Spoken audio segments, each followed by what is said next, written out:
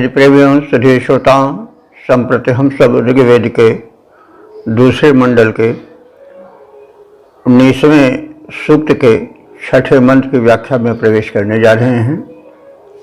यह मंत्र वृषमद ऋषि द्वारा दृष्ट है, छंद त्रिष्टुप है, देवता इंद्र है। संबंधित मंत्र का प्रतिपाद्य है इंद्र के लोक हितैषी कृत्य। अब संबंधित मंत्र का सर्वप्रथम सत्सर पाठ हो जाए।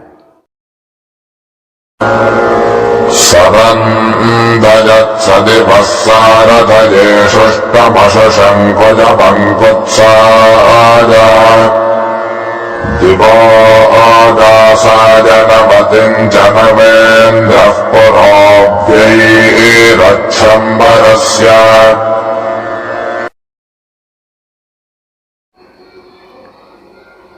इस छठे मंत्र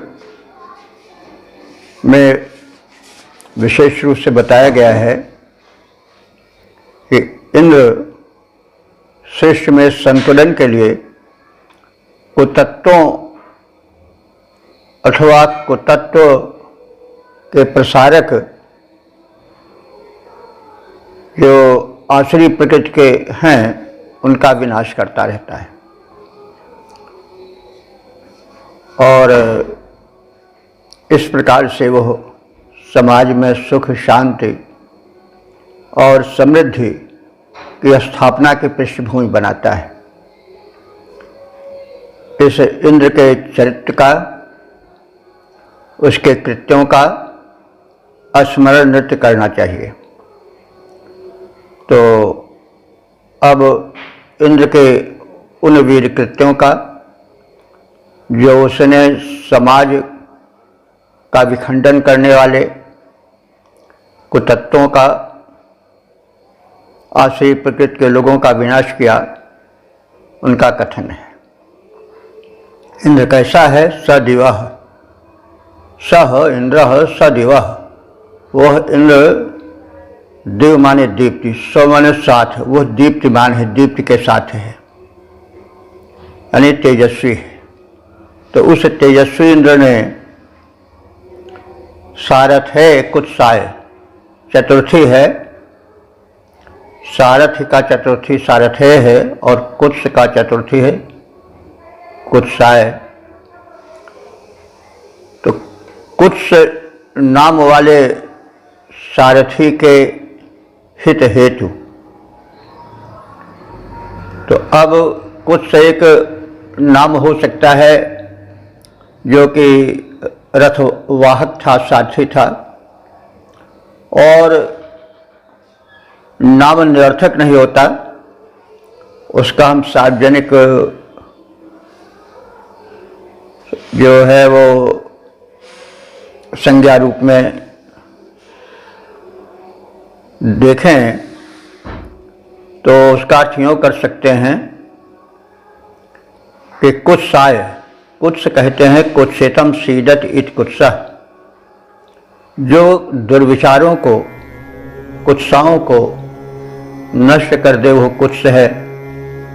नाम भी है, इस प्रकार से भी है। सारथी जो रथवाहक है वो सारथी है, तो शरीरम रथ में हो, चाहे शरीर जो है वो रथ है, ऐसा भी जानना चाहिए, कहा भी गया है। तो शरीर रूपी रथ को सुचारू रूप से चलाने वाला जो सारथी होता है, विवेक होता है, वही तो कुत्सित माने दुर्विचारों को, कुत्सित धारणाओं को नष्ट करता है और जीवन रथ को चलाता है। तो इस प्रकार से इसका यूँ भी अर्थ किया जा सकता है कि शरीर रूपी रथ के वाहक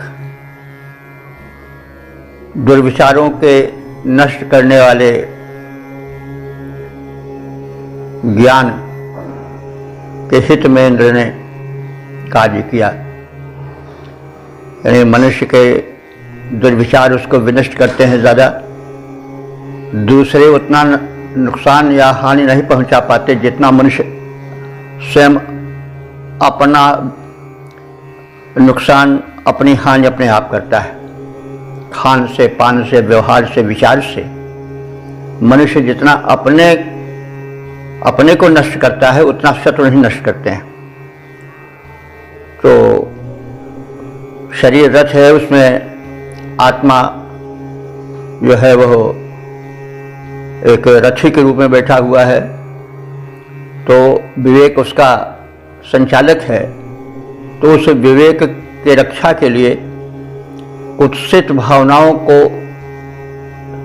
इंद्र नष्ट करता है। इंद्र आत्मा को भी कहते हैं। जब आत्मा जागृत हो जाता है अथवा इंद्र वह परम शक्तिमान है वह, तो इसको यह समझें कि अगर हम व्यक्तिवाचक रूप में देखें तो कुछ नाम के सारथी के संरक्षण के लिए इंद्र ने जो है वो असुरों का संहार किया। वो असुर के नाम क्या हैं? शुष्ण, शुष्णम, अशुषम, उयम। रंधेत माने उनको रंध डाला, माने उनको नष्ट कर डाला। तो अब अगर हम शुष्ण देखें तो शुष्ण नाम था एक असुर का, लेकिन शुष्ण का अर्थ होता जो शोषण करे, तो वो शोषण करता था इसलिए उसका नाम शुष्ण रख दिया गया। अथवा जो समाज के शोषक हैं, चूस लेते हैं समाज को घूस के द्वारा, अपहरण के द्वारा और तरह तरह से चोरी, बरजोरी, लूटपाट से तरह तरह से शोषण करते रहते हैं, उनको दंड देता है वो इंद्र। तो इस रूप में हम देख सकते हैं कि जो शरीर रूपी रथ पर बैठा हुआ आत्मा है, उसका जो सारथी है विवेक आदि, उसके संरक्षण के लिए उसने वे प्रवृत्तियां जो शोषक हैं उनको नष्ट किया। जो अशुष हैं, अशुष माने निष्ठुर हैं, उनको नष्ट किया। और कुयो माने जो कुधान्य से भी हैं। कुधान्य क्या है? बुरा धन, जो लूट घसोट, चोरी चमारी, घूसखोरी, बेईमानी, नीचता से आता है, वो सब कुधान्य है। उसी को कुयव कहते हैं, जो बुरा अन्न खाए, बुरा धान्य खाए, कुधान्य से भी। तो इस प्रकार से हम इसको दोनों रूप में ले सकते हैं। व्यक्तिवाचक रूप में लें तो यह अर्थ हो सकता है कि कुछ नाम के कोई राजर्षि थे और उन राजर्षि के सारथी के या सारथी रूप रथ के वाहक कुत्स के लिए इंद्र ने शुष्णासुर को मारा और अशुष नाम के दैत्य को मारा और कुयो नाम के दैत्य को रंधेत मारा, रंध डाला अर्थात उसको नष्ट कर डाला।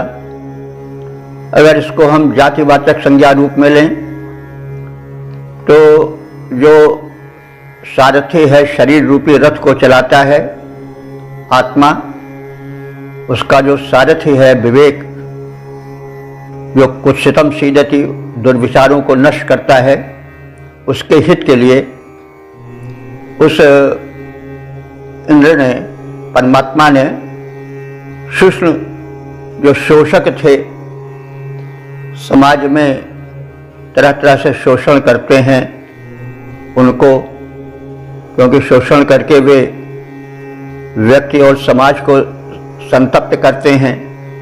तो जब व्यक्ति स्थिर नहीं हो पावेगा, तो जब वो सदैव सताया हुआ सा रहेगा, तो फिर कैसे वो एकाग्र होकर के सुख शांति पावेगा, प्रगति कर पावेगा? शोषक लोग ही उसको सोख लेंगे। तो शुष्णासुर के साथ साथ शोषक प्रवृत्ति वाले, आसुरी प्रवृत्ति वाले व्यक्तियों को अशुषम, ये नाम भी है अगर, और वैसे सामान्य रूप से ले तो अशुष का अर्थ होता है निष्ठुर, जिनको कि मक्खी चूस लेने में भी दया नहीं, शोषण करने में भी दया नहीं, बड़े निष्ठुर हैं। वे लूटपाट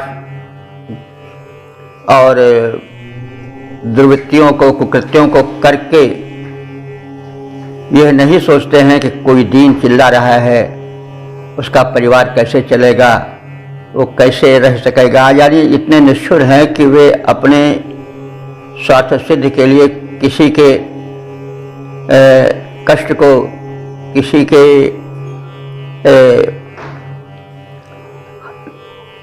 जीवन के सुख शांति के लिए वे बिल्कुल पत्थर हो जाते हैं, कठोर हो जाते हैं। तो ऐसे अशुष, ऐसे निष्ठुर को और कुयो माने जो कुधान्य सेवी हैं, उनके लिए आपने ऐसे कुपात्रों का नाश किया। इसके लिए जो कहा गया है कुत्साय सारथ है। तो और इसी प्रकार से आपने राजर्षि दिवोदासाय, जो राजर्षि दिवोदास नाम वाले थे, उनके संरक्षण के लिए, हित के लिए आपने शंबर नाम के असुर का संहार किया। तो शंबरासुर एक नाम राक्षस था। शंबर का अर्थ होता है मायावी, छली कपटी, वेश बदल करके कभी कुछ बन करके लोगों को जो ठगे, छल प्रपंच करे, अशांति फैलाए, वो शंबर है, मायावी है। तो शंबर एक असुर था। और अगर हम उस रूप में लें, व्यक्तिवाचक रूप में, तो जो दिवोदास माने दिव कहते हैं दीप्ति के, दास माने सेवक हैं, यानी जो दीप्ति के उपासक हैं, जो आत्माराधन में निरत रहते हैं, ऐसे साधकों के हित के लिए आपने शंबरासुर माने मायावी, छल प्रपंच रचने वाले लोगों को, जो शांति के बाधक हैं, साधना के बाधक हैं, उनका आपने विनाश किया। और यही नहीं, नवनवति पुरः, नवनवतिम, नवति कहते हैं 90 को, नव और 90 अर्थात 99, पुरः भी अरयत, उस शंबरासुर मायावी के 99 पुरों को, नगरों को नष्ट कर दिया। जैसे आज बुलडोजर से नष्ट किया जा रहा है नहीं लोगों का, मायावियों का, छलियों का, कपटियों का और समाज के शोषकों का। तो वैसे ही इंद्र ने एक उनके 99 नगरों को, पुरों को, सबको नष्ट भ्रष्ट कर दिया, गिरा दिया। तो इस प्रकार से इंद्र का लोकरक्षक रूप उसमें उजागर किया गया है। और इसी रूप को बाद के राम और कृष्ण आदि अवतारी पुरुषों के साथ जोड़ा गया है। राम को तुलसीदास जी ने कहा है कि असुर मारी थापह सुरन राखह निज सुत सेतु। वे असुरों को, जिनकी प्रकृति का अभी वर्णन किया गया है, उनको मारते हैं वे। तो राम और कृष्ण जीवन भर हिंसा ही करते आए, मारते पीटते ही आए, लेकिन सज्जनों को नहीं, दुर्जनों को। इंद्र का भी वैसे ही कृत्य है। तो इंद्र जी के कृत्य का अनुसरण बाद में अवतारों ने किया।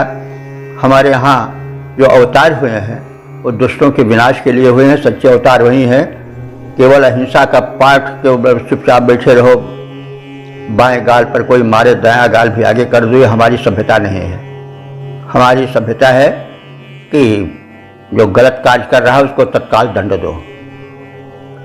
हमारी संस्कृति, हमारी सभ्यता यही सिखाती है। उद्दंड मत बनो, लेकिन जो अपराधी हैं उनको क्षमा भी मत करो। तो ये है हमारी वैदिक संस्कृति है और इसी के आधार पर सनातन चालित हुआ है। सहिष्णुता वहीं तक ठीक है जहाँ तक वो आत्मविकास में और समाज के विकास में बाधक न हो, साधक हो।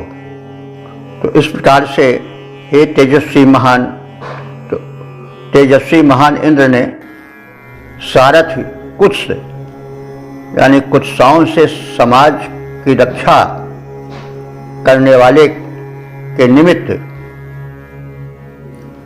इंद्र ने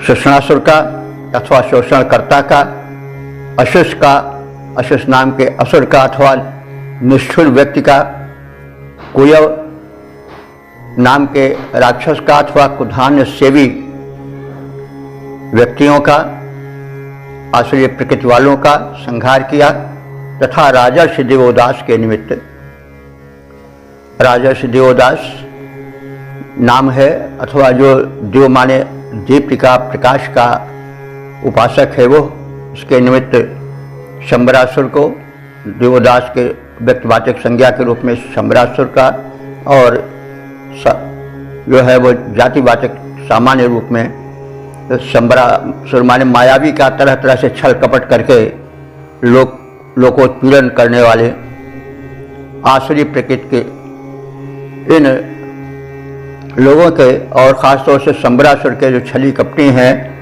उनके 99 नगरों को नष्ट किया। अब इसका छंदोबद्ध रूप देखें। सूक्ष्म कुयव जो असुर थे, कुत्स हेतु संघारा, हे तेजस्वी इंद्र सत्य को तुमने सदा उबारा, शंबर के 99 पुर तुमने नष्ट किया, देवोदास की रक्षा की थी आश्रय उसे दिया। ओम वेद प्रेमियों, सुधी श्रोताओं, संप्रति हम सब ऋग्वेद के दूसरे मंडल के 19वें सूक्त के 7वें मंत्र की व्याख्या में प्रवेश करने जा रहे हैं। मंत्र दृष्टा ऋषि हैं गृत्समद, देवता हैं इंद्र और छंद है त्रिष्टुप। प्रतिपाद्य है इंद्र की मैत्री, शक्ति संरक्षण समृद्धि हेतु उनकी आराधना। अब संबंधित मंत्र का सस्वर पाठ हो जाए। एवाद इंद्रो तथमहेम श्रवस्यानत्मना वाजयन्तः, अस्यामतच्छाप्तमाशुषाणाननमोऽवधरदेवस्य पीयोः। इस 7वें मंत्र में इंद्र की भक्ति, उसकी स्तुति प्राप्ति की सलाह है ऋषि द्वारा कि इंद्र की मैत्री प्राप्त की जाए, उस परम शक्ति से संबंध जोड़ा जाए, क्योंकि वह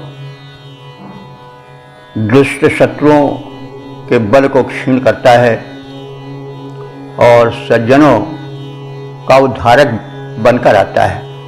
इसलिए उससे नाता जोड़ना आवश्यक है, आस्तिकता आवश्यक है, शक्तिमान से शक्ति की याचना परम आवश्यक है। तो इंद्र, हे सर्वश्रेष्ठ स्वामिन परमात्मा रूप इंद्र, शवस्याह वाजयन्तः, हम लोग शवस्याह, शवस का अर्थ होता है, दो अर्थ होता है। एक तो अन्न अर्थ होता है। अन्न जो आहार है वो सबसे बड़ा धन है भाई। आहार न मिले तो बस जब तक कन्न तब तक टन्न, नहीं तो सनासन। तो श्रव माने अन्न भी होता है, श्रव माने यश भी होता है। तो मनुष्य दो चीज प्रमुखता से प्राप्त करना चाहता है, धन धान्य चाहता है और यश प्राप्त करना चाहता है। तो शवस्याह माने अन्न के अथवा यश के, वाजयन्तः माने प्राप्त करने के इच्छुक। तो वाजयन्तः ये एक तरह से वाज शब्द है, तो नाम धातु यहाँ पर है। तो वाज माने अन्न भी होता है, वाज माने शक्ति भी होता है। तो वाजयन्तः माने वाज से वाजयन्तः हो गया, वाजयन वाजयन्तो वाजयन्तः। तो हम सब अन्न धन के कांक्षी हैं और शवस्याह माने यश के भी कांक्षी हैं। तो इसलिए हम सब तुम्हारे उपासक तमना, तमना माने स्वयं ही आत्म प्रेरणा से उत्प्रेरित हुए, ते एव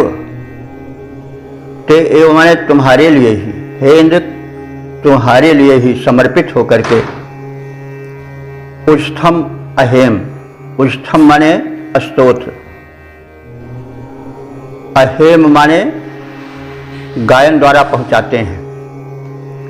तुम्हारी अनुकूलता, तुम्हारी दया और दाक्षिण्य के प्राप्ति हेतु, पाने हेतु हम सब आत्म प्रेरित होकर, तमना आत्म प्रेरित होकर के ही स्वयं स्तोत्र पहुंचाते हैं, तुम्हारा गुण गाते हैं। और तत्साप्तम अश्याम, और तुम्हारी तत् माने उस, साप्तम माने मैत्री होता है। यह सप्त से साप्त बना है। अब प्रश्न होगा भाई साप्त से मैत्री का क्या संबंध है? लेकिन ऐसा कहा गया है कि जो सज्जनों की मैत्री होती है वो सप्तपदी होती है। 7 पैर साथ साथ चल लें और 7 पद माने शब्द उच्चारण कर लें, सज्जन मित्र बन जाते हैं, मैत्री बंधन में जुड़ जाते हैं। इसलिए जो भांवर ली जाती है वो भी सप्तपदी होती है।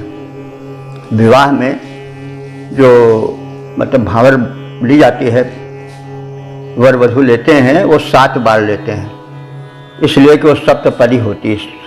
7 पैर साथ साथ चले देने से मैत्री सज्जनों की हो जाती है। 7 पद माने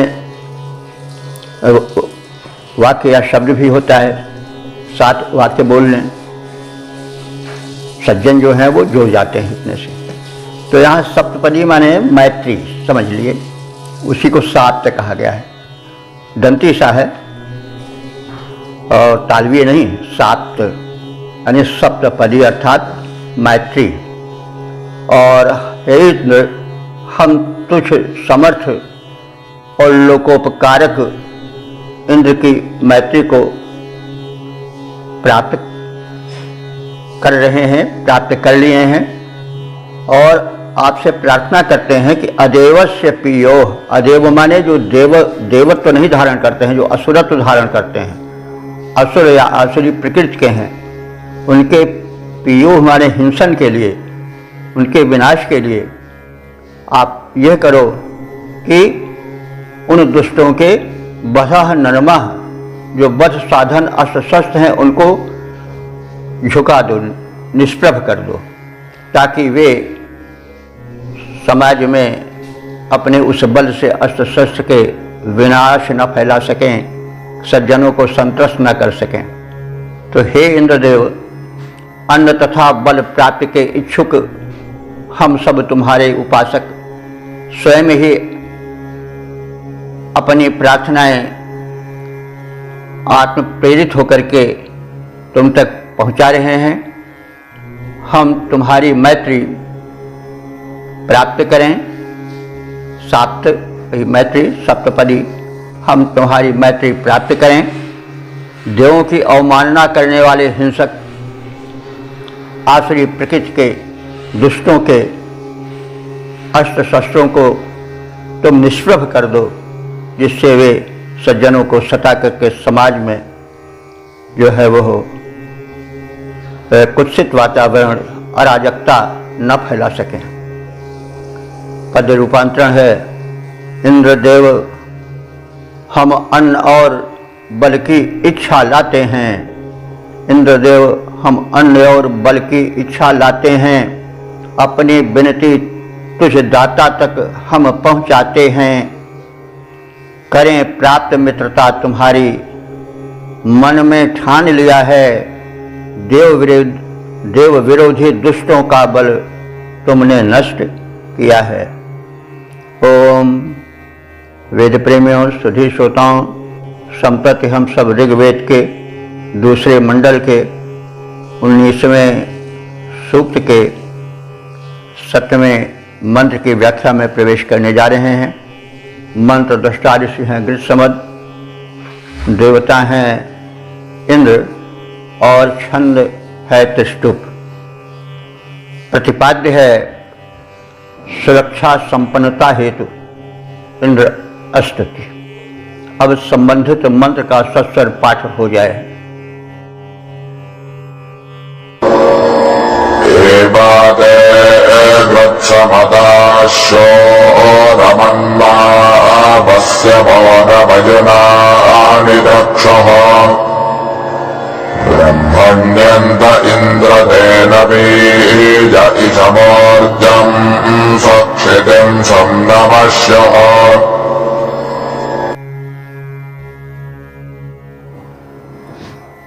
इस 8वें मंत्र में गृहसमद ऋषि सपरिवार इंद्र से संरक्षण समृद्धि पाने हेतु स्तुति भक्ति उपासना करने का कथन करते हैं और यह बताते हैं कि इंद्र का उपासक चाहे नवीन हो चाहे प्राचीन हो, वो उनसे बराबर का संरक्षण पाता है। तो इसलिए अहंकार रहित होकर उस परमात्मा इंद्र की स्तुति करो जो सर्वस्वामी है। तो शूर इंद्र, हे शूरवीर इंद्र, तेरे लिए गृहसमदाह, यह बहुवचन है। गृहसमद यानी गृहसमद ऋषि और उनके परिवार वाले, गृहसमदा हो जाएगा बहुवचन। क्यों गाढ़ सुमद बनता है नहीं, ये जो दूसरा मंडल है गाढ़ सुमद मंडल है, इसमें गृहसमद नाम के ऋषि और उनके परिवार से जो मंत्र देखे गए वह गाढ़ सुमद मंडल के नाम से भी जाना जाता है। तो गृहसमद ऋषि थे और गृहसमदाह का अर्थ हुआ गृहसमद के परिवार के परिजन शिष्य आदि सब गृहसमद हैं, इसलिए बहुवचन है गृहसमदाह। अथवा जैसा पहले भी निवेदन किया जाता रहा है कि संस्कृत का कोई शब्द निरर्थक नहीं होता, वैसे ही नहीं रख दिया जाता कि अप्पू पप्पू गप्पू, क्या उसका कोई मतलब नहीं। तो हमारे यहाँ नाम जो है सार्थक रखा जाता है, यथा नाम तथा गुण। तो गृहसमद का अर्थ हुआ कि जिसका मद माने अहंकार, गृह माने गल गया हो। तो इस तरह से हम कर सकते हैं वे उपासक जो कि विनम्र हैं, जिनका अहम भाव गलित हो चुका है, जो केवल तुम्हें देखते हैं और तुम्हारा ही सब मानते हैं, और ओछापन मिथ्या अहंकार जिनसे पूर्ण नष्ट हो गया है, वे गृहसमद हैं। और बहुवचन है गृहसमदाह। तो इस तरह से हम चाहें तो गृहसमद ऋषि और उनके परिवार से भी जोड़ सकते हैं। गृहसमद इस मंडल के पूरे और इस सूक्त के भी दृष्टा ऋषि हैं। तो वो अथवा वे लोग जो कि इंद्र की सत्ता पर, परमात्मा की सत्ता पर विश्वास करके सब कुछ उसी का समझते हैं और अपना कुछ नहीं, केवल उसी का प्रसाद समझते हैं जो कुछ मिला है। और जो अहंकार वाला मद जिनका होता है कि सब हमारा है, हमसे बढ़कर कौन, या वो जो कुछ है, एतद विषय मद जिनका नष्ट हो गया है, ऐसे उस परमात्मा के भक्त भी गृहसमद हैं। तो गृहसमदाह, तो गृहसमद ऋषि और उनके संतानों ने मन माने स्तोत्रों को, अस्तित्व विषयक मंत्रों को अवश्य वह सुरक्षा के दृष्टिकोण से जो है वह मंत्र स्तुति का साधन बना कर तुम्हें प्रसन्न करने की चेष्टा करते हैं। और उसको उन्होंने तक्षु माने बड़े प्रेम से गढ़ा है। चक्षु माने गढ़ना, रचना। तो उन स्तोत्रों को, उनकी शब्द रचना को बड़े दक्षता से, बड़े उत्कट प्रेम से, अभिलाषा से, नैपुण्य से रचा है। स्तुति की वाणी में बड़ी निपुणता आई है। नवीयः तेरे नए स्तोत्र जो हैं, तुम्हारे भक्ति में, तुम्हारे प्रति श्रद्धा विश्वास में जो अभी नए नए प्रवेश किए हैं, नवीयः हैं। नवीयः माने जो नवीन हैं, अभी नए नए तुम्हारे उपासना में रत हुए हैं, ऐसे स्तोता भी ब्रह्मण्यन्तः ब्रह्म ज्ञान प्राप्त करने की जो चेष्टा किए हैं अथवा ब्रह्म ज्ञान प्राप्त कर चुके हैं, सुक्षितिम विषम, वे तुमसे सुक्षितिम माने उत्तम निवास स्थल, क्षिति धरती कहते हैं, सुक्षितिम माने सुंदर स्थान पर बने हुए वास स्थल को, आश्रय स्थल को, तो वे जो तुम्हारे नवीन ज्ञानी विज्ञानी स्तोता हैं, उपासक हैं, भक्त हैं, वो भी तुम्हारी कृपा से सुशिक्षितिम सुंदर आवास पावें, आश्रय पावें। ईशम, ईशम माने अन्न पावें, अन्न धन पावें। ऊर्जम माने ऊर्जा पावें, शक्ति पावें। और सुमनः, सुमनः माने तुमसे सुख पावें। अशुभ माने उपलब्ध करें। तो इस प्रकार से हे वीरेंद्र, ऋषि ग्रीष्मद और उनके संतानें अपने उत्तम संरक्षण के लिए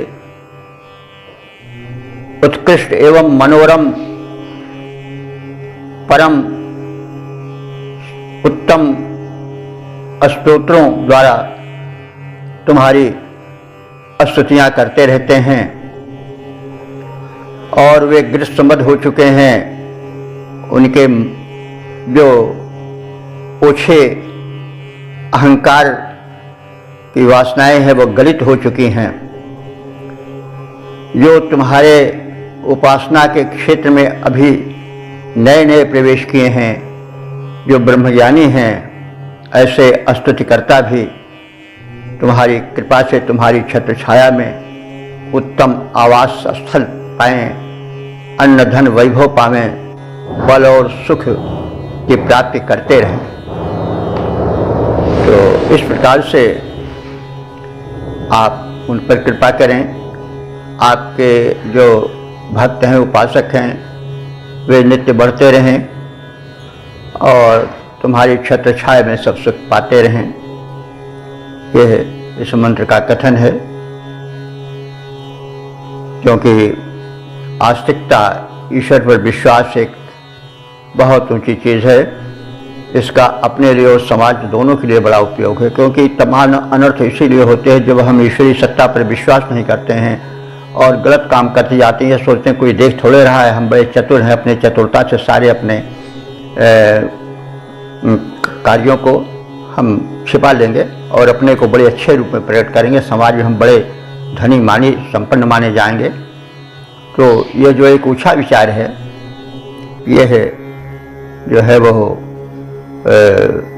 जब हम आस्तिक बन जाते हैं तो नष्ट हो जाते हैं। ये देख रहा है कोई, हम छल कपट से अपने को बहुत चंट या चालाक मान करके जो करते हैं कुकृत्य, उससे वंचित हो जाते हैं। और समाज में अगर यह सब हो जाए कि कोई देख रहा है हमारे कृत्यों को, तो तमाम कार्य जो है वो रुक जाए गलत। इसलिए आस्तिकता यानी ईश्वर पर विश्वास, एक सत्ता पर विश्वास जो सर्वद्रष्टा है, सर्व कर्मों का फल देने वाला है, वो सत्ता पर विश्वास व्यक्तिगत और समष्टिगत कल्याण का हेतु है। इसे मानना चाहिए। ऋषि का यह संदेश है। इसका पद रूपांतरण देखें। मद रहित ग्रीष्म मद ऋषि रक्षण के हेतु तुम्हारे यश गाएं। मद रहित ग्रीष्म मद ऋषि रक्षण के हेतु तुम्हारे यश गाएं। स्तुति करते इसलिए कि तुमसे उत्तम संरक्षण पाएं। जो नए ब्रह्मज्ञानी वे भी तेरी स्तुतियाँ गाते हैं। उत्तम निवास, बल, अन्न और सब सुख तुमसे पा जाते हैं। ओम वेद प्रेमियों, सुधी श्रोताओं, संप्रति हम सब ऋग्वेद के दूसरे मंडल के 19वें सूक्त के 9वें मंत्र की व्याख्या में प्रवेश करने जा रहे हैं। मंत्र दृष्टा ऋषिगृत्समज हैं, देवता इंद्र और छंद तिष्टुप है। प्रतिपाद्य है इंद्र का दाक्षिण्य सुख समृद्धि प्रदायक है। अब संबंधित मंत्र का सर्वप्रथम सस्वर पाठ हो जाए। नोनं साते प्रतिवरं जरित्रे दुहि यदिन्द्र दक्षिणामघोनी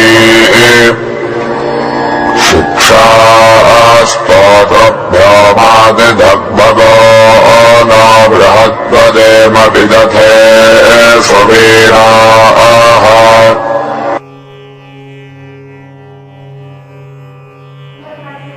इस 9वें मंत्र में इंद्र के दया दाक्षिण्य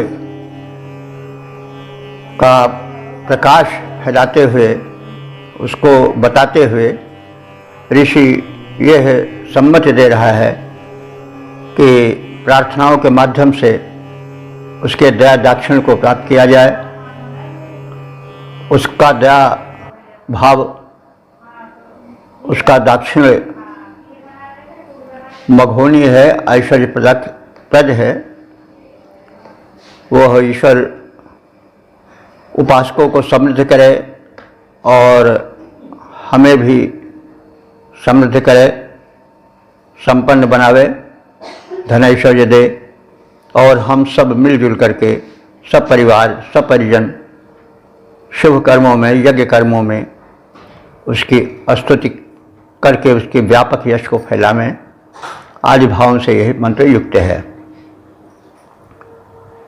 तो हे इंद्र, ते मघोनी दक्षिणा, तुम्हारी जो दक्षिणा है यानी दया और दाक्षिण्य है, अनुकूलता है, वो मघोनी है। मघोनी माने ऐश्वर्य प्रदा है, धन ऐश्वर्य प्रदायिका है। और वह जरित्रे माने जो तुम्हारी स्तुति करते हैं, तुम्हारी उपासना करते हैं, तुम्हारी अनुकूलता की प्राप्ति की चेष्टा करते हैं, तुम्हारी सत्ता में विश्वास करते हैं, वे सब वरम धनम दुहियत, श्रेष्ठ सात्विक धन को प्राप्त करते रहें, ऐसा आपसे निवेदन है।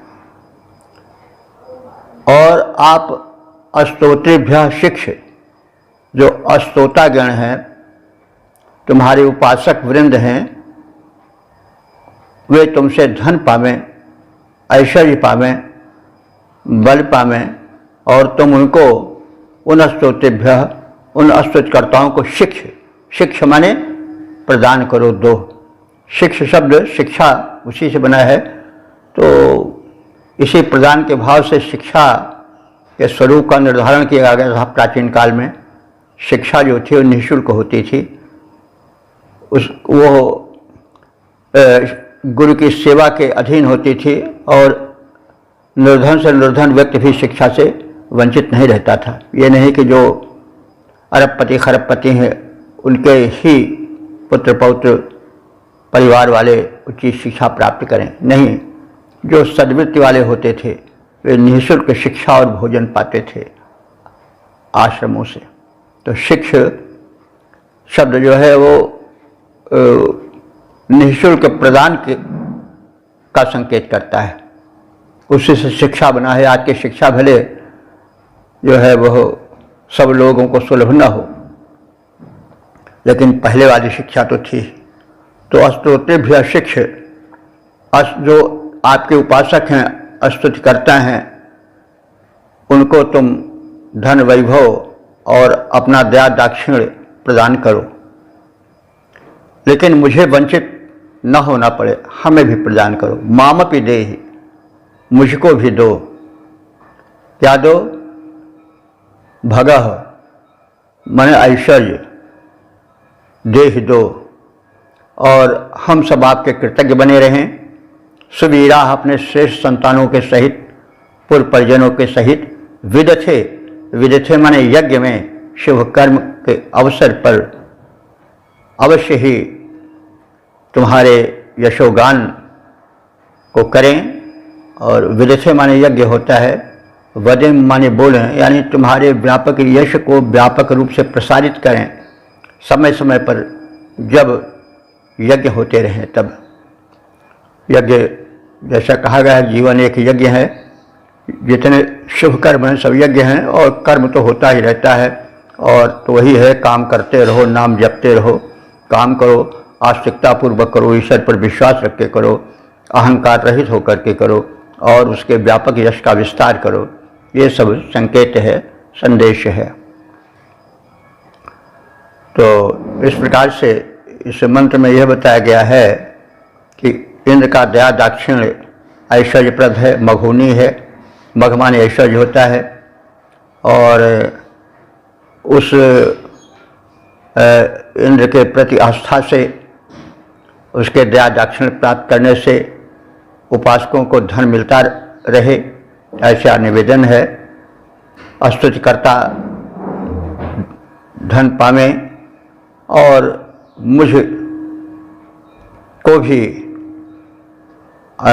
उस परमात्मा के ऐश्वर्य से वंचित न रहना पड़े, मुझे भी धनैश्वर्य प्राप्त हो, और हम सब कृतज्ञ बने हुए अपने पुत्रों के सहित, परिजनों के सहित आपके व्यापक यश का विस्तार करें।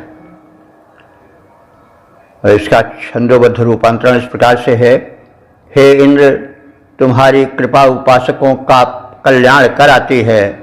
हे इंद्र, तुम्हारी कृपा उपासकों का कल्याण कराती है, स्तुतिकर्ताओं को वैभव धन धान्य लुटाती जाती है। हम सब यजमान तुम्हारी करुणा से वंचित मत रह जाएं, पुत्रों परिजनों समेत यज्ञ में तेरे व्यापक यश गाएं।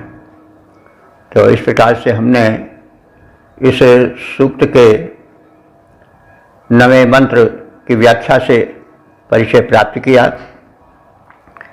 अब हम इस दूसरे मंडल के 19वें सूक्त के विषय में संक्षिप्त उसके सार से परिचय प्राप्त कर लें। तो इस सूक्त में कुल 9 मंत्र हैं। सभी मंत्र त्रिष्टुप नामक छंद में निबद्ध हैं। मंत्र दृष्टा ऋषि हैं ग्रीष्मद, और देवता हैं इंद्र। तो इस प्रकार से 9 मंत्रों की तो व्याख्या हो ही चुकी। अब तक ले जो मंत्र व्याख्यायित हो चुके हैं उनकी संख्या 2202 हो चुकी है। सारे मंत्र एक तरफ से कहे गए हैं, कोई मंत्र छूटा नहीं है। तो अब हम इस सूक्त के संक्षिप्त सार से परिचय प्राप्त कर लें। इस सूक्त के प्रारंभ में इनसे सोमपान का आग्रह किया गया है। सोम के विषय में और इंद्र के विषय में बहुत कुछ कहा जा चुका है। सोम एक सुमधुर पेय तो ही है, जो पोषक है और सात्विक है, साथ ही साथ यह ब्रह्मांडीय ऊर्जा का भी प्रतीक है। ऊर्जा से ही सारे कार्य होते हैं, और जो परम शक्तिमान है वह इस ब्रह्मांडीय ऊर्जा को प्रार्थना के माध्यम से जागृत करता है, या प्रार्थना के माध्यम से उस परम शक्तिमान में शक्ति जागृत होती है। तो शक्ति तो रहती है, कहीं जाती नहीं है, लेकिन जब तक सुषुप्तावस्था में यानी निष्क्रियतावस्था में शक्तिमान रहता है तब तक वो सक्रिय नहीं होती है। प्रार्थना से, सोमपान से, तो सोमपान को हम कह सकते हैं कि सहज समर्पण भाव, तो भक्ति भाव को भी जोड़ा जा सकता है, क्योंकि सारे जो मंत्र हैं ऋग्वेद के वे कहे गए हैं सांकेतिक शैली में, सूत्रात्मक शैली में। इसलिए उसका विश्लेषण, उसका विचार जिस प्रकार से अर्थ का शिवप्रद रूप, कल्याणप्रद रूप, मंगलमय रूप प्रकट हो, उसको उन शब्दों की सीमा में विस्तृत करना चाहिए।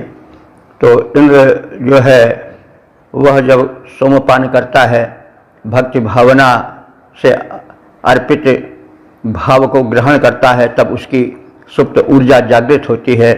परिणाम होता है कि वह सृष्टि के रचना में संलग्न होता है, लोकोपकार में उसके चरण आगे बढ़ते हैं, वह सृष्टि रचना में सारे विघ्नों को विनष्ट करता है। उसके पश्चात वह जीवन की प्रथम आवश्यकता जल की व्यवस्था करता है, मेघों से जल बरसाता है, फिर नदियों को प्रवाहित करता है और उनको समुद्र तक पहुंचाता है और विकास की भूमिका बनाता है। इंद्र से तेजो बल की प्राप्ति की प्रार्थना की गई है। वह सबका भरता है, करता है, सर्वशक्तिमान है, इसलिए उससे जुड़ना चाहिए। यह मंत्रों में कहा गया है। शुभकर्मी जो होते हैं, जो दानशील होते हैं, उदार होते हैं, वे इंद्र के वैभव को वैसे ही सहज रूप में प्राप्त कर लेते हैं जैसे पिता के धन को पुत्र प्राप्त कर लेता है। सज्जन ही उसके सुख ऐश्वर्य को प्राप्त कर सकते हैं, दुर्जन नहीं। दुर्जन यदि प्राप्त किए हैं तो वे फिर मान लो किसी कारण से उनके पूर्व पुण्य प्रभाव से मिल गया है तो फिर उसके नष्ट होने में देर नहीं लगती है।